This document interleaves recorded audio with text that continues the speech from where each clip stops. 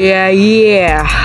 Bagyo naman kasing ang lakas naman kasi ng mga hangin. Alam mo naman kasi bagyo naman kasi malakas na hangin. At yung malakas naman kasi yung bagyo na siga. Alam mo naman kasi bagyo na siga.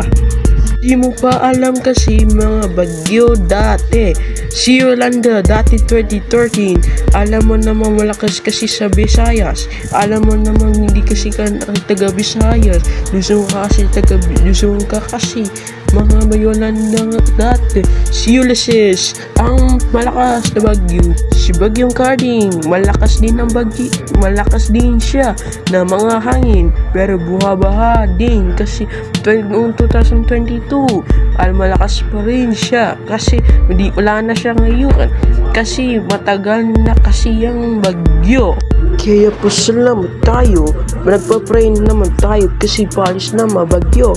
Si Gener paalis na din, si Henen malebo naman kasing gawa. Hindi naman natatamaan sa Pilipinas. Mga bagyong siga, mga bagyong siga, mga bagyong siga, mga bagyong siga.